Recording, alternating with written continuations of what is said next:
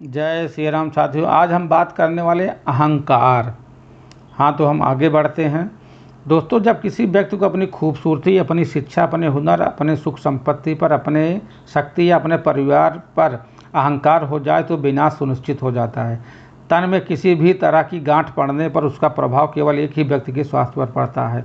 लेकिन अगर किसी के मन में किसी प्रकार के से अहंकार की गांठ पड़ गई तो केवल उसके लालच और अधिक स्वार्थ के कारण है, और इसका प्रभाव बीते और आने वाली पीढ़ियों पर पड़ती है। कोई भी व्यक्ति एक घमंडी व्यक्ति के बीच में रहकर स्वयं को आनंदित महसूस नहीं कर सकता, लेकिन अगर कभी अपने जीवन में घमंडी, लालची और स्वार्थी के बीच में रहकर अपने जीवन को बिताया है तो आने वाले समय में आपके आने वाले बच्चों के लिए एक बेहद महत्वपूर्ण ज्ञान आपके माध्यम से मिल जाएगा, जो जीवन में किसी भी तरह से आने वाले व्यक्ति के विषय में जानकारी प्राप्त करने में सफल रहेंगे।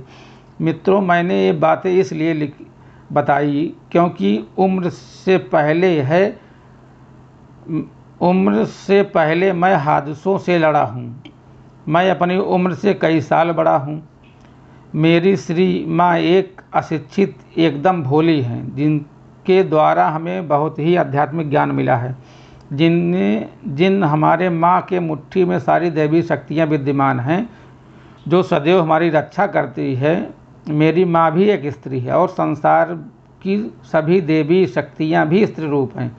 इसलिए इस श्लोक के माध्यम से अपनी माँ को नतमस्तक प्रणाम एवं संसार की सभी शक्तियों को स्मरण करता हूँ। विवादे विषादे प्रमादे प्रवासे जले नन्नले पर्वते शत्रु मध्य आरण्ये शरण्ये सदा माँ पाहि गतिम। अर्थ: हे माँ, मैं आपकी शरण में हूँ। आप विवाद, विषाद, प्रमाद, प्रदेश, जल, अग्नि, पर्वत, जंगल तथा शत्रुओं के बीच में मेरी सदैव रक्षा करना। हे श्री माँ, तूने लाखों की बिगड़ी बनाई है। सुना है कि मेरी माँ अब मेरी बारी आई है। दोस्तों, इसी क्रम में कुछ बातें पिताजी के द्वारा कुछ स्त्रियों के विषय में बताया था, वो भी एक श्लोक के माध्यम से है। त्रिया चरित्रम पुरुषस्य भागम दियो न जानत कुतो मनुष्यः। स्त्री का चरित्र और पुरुष का भाग्य देवता भी नहीं जानते हैं, तो फिर मनुष्य कैसे पहचान पाएंगे। ऐसे में बहुत लोगों की त्रिया चरित्र में फंसकर परिवार नष्ट हो जाते हैं। ऐसे परिवार और लोगों को एक संदेश देना आवश्यक है। जब लोगों से बार बार फायदा उठाकर थक जाना तो कभी अपनी गिरी हुई सोच भी उठा लेना। दोस्तों, किसी के द्वारा किसी प्रकार से उपलब्धि मिलने पर अहंकार नहीं करना चाहिए, लेकिन उपलब्धि मिलने पर अहंकार होना तय है। परंतु श्रेष्ठ वही है जिसे अहंकार नहीं होता है। जब हृदय धैर्यवान और बुद्धि बलवान हो जाती है तो जीवन की हर एक चुनौती आसान हो जाती है।